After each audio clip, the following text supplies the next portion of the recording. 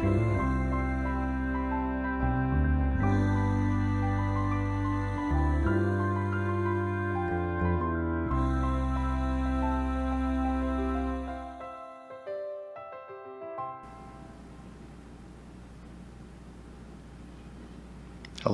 and welcome to Book Circle. I'm Earl Weinberg.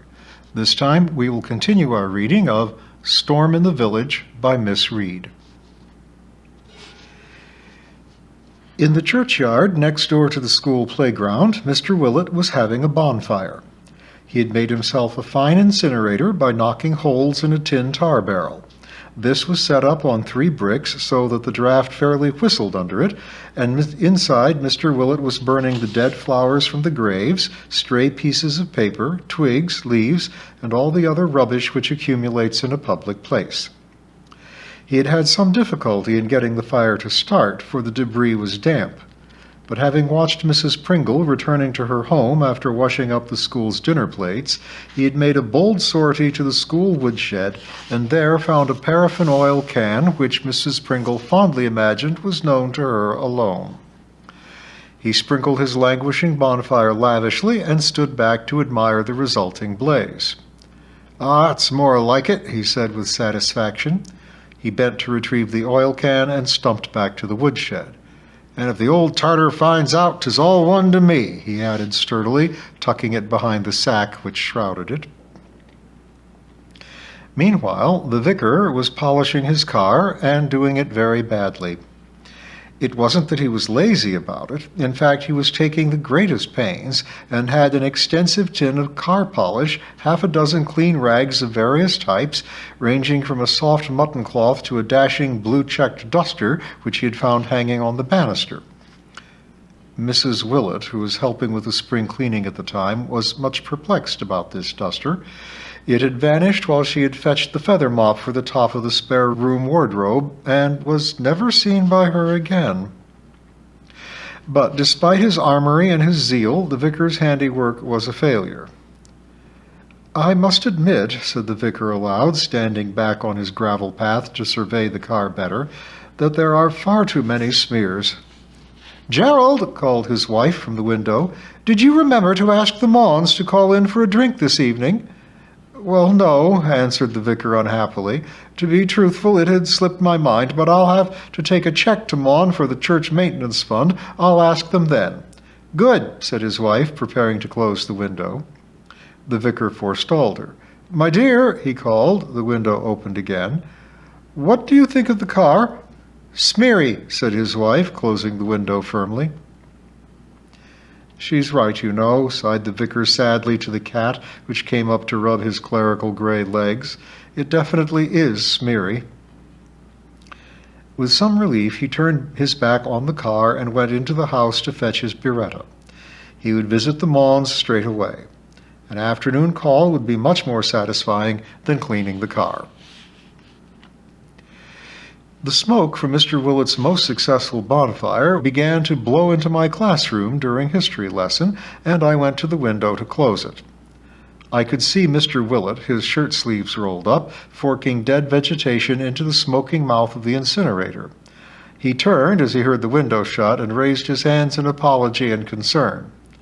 I shook my head and smiled, waving my own hands, hoping that he would accept my grimaces and gestures as the verbal equivalent of, "Don't worry, it doesn't matter." It appeared that he did, for after a minute or two of further dumb show, he saluted and returned to his fork, while I gave a final wave and returned to my class. The slipshod spelling in the older children's history essays had roused me to an unaccustomed warmth, and I had been in the midst of haranguing them when I had broken off to close the window. I returned to the fray with renewed vigor. "Listen to this, Patrick. There were 4 Gourges, Gourge the Frist, Gourge the Scond, Gourge the Thrid, and Gourge the Froth. And to make matters worse, I had put George on the blackboard for you and spent 10 minutes explaining that it came from the Greek word geo, meaning earth." Patrick smiled sheepishly, fluttering alluring dark lashes. I refused to be softened. Who remembers some words we put on the blackboard beginning with Geo? There was a stunned silence. The clock ticked ponderously, and outside we could hear the crackling of Mr. Willet's bonfire. Someone yawned. "Well," I said with menace. "Geography?" said one inspired child. "Geology?" said another. Silence fell again. I made another attempt to rouse them. "Oh, come now, there were several more words." Joseph Coggs, lately arrived in my room, broke the silence. "Jehoshaphat," he said smugly. I drew in a large breath, but before I could explode, his neighbor turned to him. "That's scripture, Joe," he explained kindly. I let out my breath gently and changed the subject. No point in bursting a blood vessel, I told myself. Mrs. Annet had asked me to tea that afternoon. "And stay the evening, please," she had implored on the telephone. "George will be going into Caxley for orchestra practice, and I shall be alone. You can help me bathe Malcolm," she added as a further inducement. The thought of bathing my godson, who was now at the crawling stage, could not be resisted, so I had promised to be at Beech Green Schoolhouse as soon after 4 as my own duties would allow. It began to rain heavily later in the afternoon. I saw Mr. Willet, his bonfire now dying slowly, scurry for shelter into the church. By the time the clock stood at 3:45, the rain was drumming mercilessly against the windows and swishing in silver shivers across the stony playground. We buttoned up the children's coats, turned up their collars, tied scarves over heads, sorted Wellington boots onto the right feet and gloves onto the right fingers before sending them out to face the weather. One little family of 4, somewhat inadequately clad, had the privilege of borrowing the old golfing umbrella from the map cupboard. So massive is this shabby monster that all 4 scuttled along together quite comfortably in its shelter. "I'll give you a lift," I said to Miss Jackson. "I'm going to Beech Green for tea, and you'll get soaked if you cycle." I sped across the schoolhouse to put things to rights before leaving my establishment. Tibby, my black and white cat, turned a sour look upon me as I shoveled small coal onto the fire and put up the guard. "And is this meager warmth," his look said, "supposed to suffice? Where, pray, are the blazing logs and flaring coals best suited to the proper warming of a cat's stomach?" I escaped from his disapproving eye and got out the car. The downs were shrouded in rain clouds, and little rivers gurgled down each side of the lane as we drove along to Beech Green. "Betty Franklin told me that she was going to live with an aunt in Caxley," said Miss Jackson, speaking of a 6-year-old in her class. "I wonder if that's right. Have you heard?" "No," I answered, "but it would be the best thing, I should think. She'll be looked after properly if it's the aunt I'm thinking of." Betty's mother had died early in the year, and her father was struggling along alone. I felt very sorry for him, but he was a man I had never taken to, sandy-haired, touchy, and quick-tempered. He was a gamekeeper and lived in a lonely cottage in a small copse on the Beech Green side of Fairacre. He brought the child to school each morning on the crossbar of his bicycle and sometimes met her when his work allowed after school in the afternoon. It must have been a cheerless home during these last 2 or 3 months, and the child had looked pathetically forlorn. I hoped that this rumor would prove to be true. The aunt had always seemed devoted to her little niece, and in Caxley the child would have more playmates. I felt certain that the aunt had offered to have the child as soon as her mother had died, but the father, I suspected, was proud and possessive, and would look to his little daughter for company. He was certainly very fond of her, and probably he had realized that she would be far happier in Caxley, and so given in to persuasion. I said as much to Miss Jackson as we edged by a Land Rover which was drawn up on the grass verge by Hundred Acre Field. Despite the sweeping rain, old Mr. Miller, a small, indomitable figure in a trench coat and glistening felt hat, was standing among his young wheat surveying his field. He appeared oblivious of the weather and deeply preoccupied. "It will be a good thing for Betty," I said. "I shouldn't think her father's much company." To my surprise, Miss Jackson replied quite sharply, I should imagine he's very good company. He's always very nice when he brings Betty in the mornings. I found him most interesting and very well read. I negotiated the bend near Miss Clare's house in silence. And what he doesn't know about trees and birds and woodland animals, continued Miss Jackson warmly, he suggests that I take my class to the wood for a nature walk one day, and he'll meet us there. Will he indeed? I said, somewhat taken aback. And when you think of the lonely life he leads since his poor wife's death, went on my assistant, her face quite pink with emotion, it really is quite shattering how he must have suffered, and he's a sensitive man. I drew up outside Miss Clare's cottage. She waved through the window from behind a pink geranium and beckoned me in. I'm going to tea with Isabel, I shouted in an unladylike bellow, so I mustn't stop. She nodded and smiled and watched her lodger, who was alighting, still pink and defensive. Goodbye and thanks, said Miss Jackson somewhat shortly, pushing open the wet gate. I drove off slowly and thoughtfully. It looks to me, I said aloud, as if Miss Crabbe will soon be supplanted in Miss Jackson's heart. But not, heaven forbid, by that Franklin fellow. I know a scamp when I see one. 3. Mrs. Annet has doubts. Hello, hello, called Mr. Annet, bursting out from his school door as he heard my car forge its way slowly into the playground. Put it under cover, up in the shed, he shouted through the pouring rain. I edged carefully under the corrugated iron roof of the playground shelter. The drumming of the downpour was thunderous under here. 2 small boys, ostensibly tidying up some gymnastic apparatus, watched my maneuvers with interest.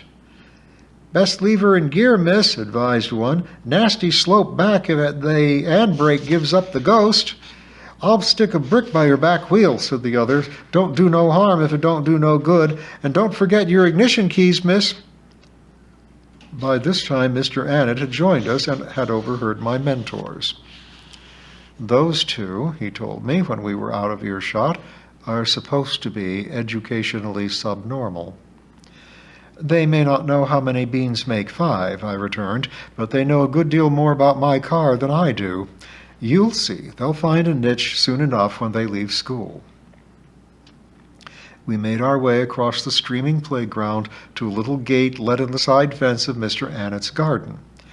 As he closed it behind us, I looked at his trim beds and lawn and compared it sadly with my own. A fine clump of white crocuses, sheltering from the rain by a glossy rhododendron bush, were a joy to see, their pure white cups lit from within by their dazzling gold stamens. Nearby, a speckled thrush was diligently hammering a snail on a large knobby flint that glistened in the rain. He was far too engrossed with his task to bother about us, although we passed close to him as we made our way to the back door. A warm odor of freshly baked scones met us from the kitchen. Isabel, flushed and cheerful, was busy buttering them, while Malcolm, strapped securely in his high chair out of temptation's way, was shaking a bean in a screw-top jar and singing tunelessly as an accompaniment. The timpani chap in a jazz band, said his father, nodding toward him. That's what he's going to be. And very nice, too, I said. I've always wanted to have a go at that myself. Tea was set in the dining room, which looked out onto the back garden. Beyond the lawn lay Mr. Annet's kitchen garden, and I could see that his broad beans were already standing in sturdy rows. In the distance, I had a glimpse through the budding hawthorn hedge of the school pigsties and the chicken houses in the field beyond. For Mr. Annet was a firm believer in rural pursuits for his older boys, and his practical methods had become much admired and emulated by other local teachers. Tea was a hilarious meal, much enlivened by young Malcolm, who preferred to eat his neat strips of bread and butter by squeezing them well in his plump hands. When the food emerged as a revolting squish between his fingers, he devoured it with the greatest relish, covering his face and his duck-decorated bib with rather more than half. His father watched with disgust. "Loathsome child," he said sternly. "Take no notice," said his wiser mother. "He wants us to make a fuss about it." She passed the scones to me, her face carefully averted from her offspring, and I tried to wrench my own gaze away from my godchild's unpleasant handiwork. "It must be very hard work," I observed, "all that kneading and squeezing. I wonder if it's nicer that way." "Don't you start, for heaven's sake," said Mr. Annet with alarm. "Here, have some honey, and don't get ideas in your head." He began to talk about the two boys who had been so interested in my car. "The smaller one tells me that there's talk of a housing estate in Hundred Acre Fields," said he. "Heard anything about it?" I said I hadn't.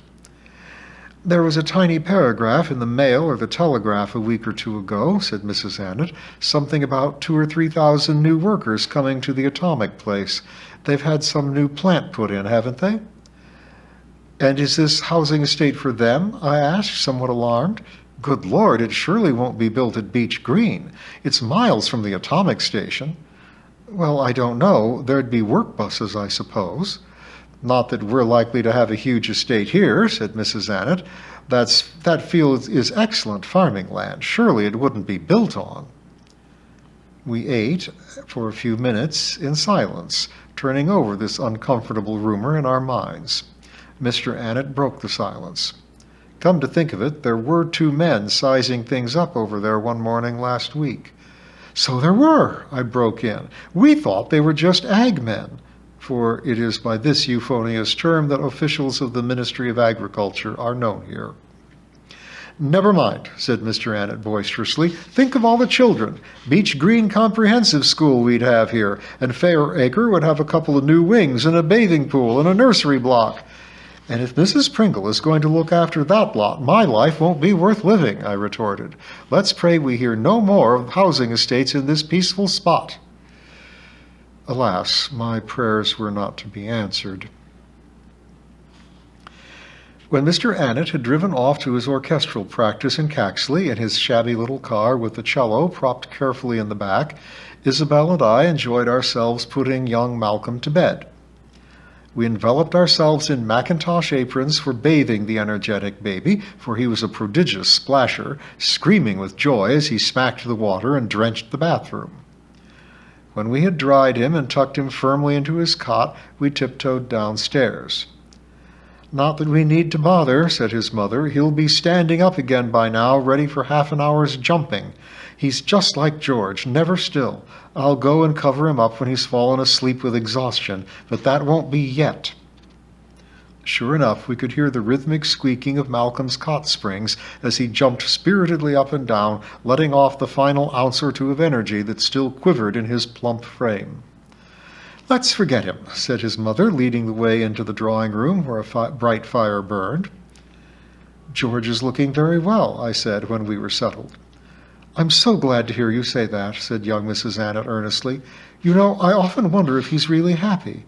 It's not easy to be a second wife. One always imagines, wrongly I'm sure, that the first wife was a paragon of all the virtues and that one is a very poor second best." "What an idea!" I exclaimed. "Well, there it is. I can't talk about it to George, naturally, and there's really no one else I've ever felt I could say anything to. But it doesn't stop these nagging doubts, you know, just to keep quiet about them." I felt very sorry for the girl. She was obviously worrying about a non-existent problem, as I set about explaining. But once she had started to tell me her confidences, more came in quick succession, and I began to wonder, with some trepidation, what further disclosures Isabel might make. An incorrigible spinster, I very much dislike being the confidant of married ladies, and marital troubles imparted to me in low tones whilst their husbands are temporarily from the room fill me with the greatest alarm and foreboding. Fortunately, Isabel's good sense and reticence spared me any major discomfort. "Of course, I know I'm foolish to think such things," went on Mrs. Annet, poking the fire vigorously, "and I should feel better about it if George and his first wife had been married long enough to have a few healthy rows. But to be killed when they'd only been married 6 months, well, it does cast an odor of sanctity over the whole thing, doesn't it? And George really did adore her. You must admit that a second wife's got a good bit of leeway to make up." She sat back on her heels, brandishing the poker, looking so fierce that I burst into laughter. "Listen," I said, "if you've got the sense to see it all as squarely as that, then you must also have the sense to see that you're an addle-pated ass. And why not give George credit for a little intelligence, too? He married you because he wanted to, and the first wife just doesn't come into the picture now, poor soul." "I do see that, really," admitted Isabel, "but I'm here alone such a lot that I think too much and imagine things. You see, I've always had people round me, at school, at college, and then when I taught with you at Fairacre. The day seems quite long with George over at the school, and although I'm terribly busy with Malcolm and the house and meals, somehow one's mind goes rattling on, and I get these idiotic ideas." It was the first time that I had realized the possibility of young wives being lonely. But I saw now in a flash that that very simple circumstance was possibly the reason for a number of troubles in early married life. Isabel went on to tell me more. "And then, of course, I worry far too much about our finances. When I was earning, I bought anything I took a fancy to, within reason, and if I were short at the end of the month, well, that was my own affair, and I took the consequences. But now I feel that it is George's money, and that I must use it to the best advantage for the three of us. It really is shattering at times, and there are so many things I see when I go to Caxley, pretty things, you know, like flowers and china and blouses and bracelets, that I would have bought for myself before and had no end of a thrill from. But now I feel it's extravagant and go without, and it is distinctly depressing." I was becoming more enlightened each minute about the terrific adjustments that a young female of independent means has to make when she throws aside her comfortable job and takes on the manifold duties of a wife and mother. "And another thing," continued Mrs. Annet, now in full spate, "I enjoyed teaching and knew that I could do it well, and I felt sure of myself. But now I can't tell whether I'm making a good job of housekeeping or not. There's no one to tell me if I am, and I must say I feel full of doubts. Don't forget," I said, "that you've suddenly taken on about 6 skilled jobs that have got to be learned all at the same time. Catering, cooking, looking after Malcolm, keeping George happy, laundry work, entertaining, and all the rest of housekeeping will take months and years to learn. I think you're doing jolly well. The only thing is, I feel you do it all for 24 hours out of 24, 7 days a week, and have no time to stand away from the job and see how nicely it's getting along." "I suppose it's that, really. It's impossible for us both to go out together unless we get a reliable babysitter, and Malcolm's a bit of a handful at the moment, so we don't do it often. But I do miss the orchestra." "Then I'll definitely come every orchestra night," I promised. "I should have thought of it before. It's the least a godmother can do." Mrs. Annet's face lit up. "Do you mean it? Won't it be an awful tie to you? I'd just love to go, but I feel it's too much to ask anyone." She broke off suddenly. "Listen." We sat rigidly, mouths open. I could hear nothing but the gentle gurgling of the drain down an outside guttering and an occasional patter on the pane. "He's stopped jumping," Malcolm's mother said, leaping to her feet. "Let's go and cover him up." Collapsed, face downward, at the end of his cot, lay Malcolm Annet. With bated breath, we turned back his blankets, scooped the warm bundle to the right end, and covered him up all over again. This time, he lay still, and we tiptoed downstairs again, leaving him to his slumbers. And we'll see how the evening progresses from there next time.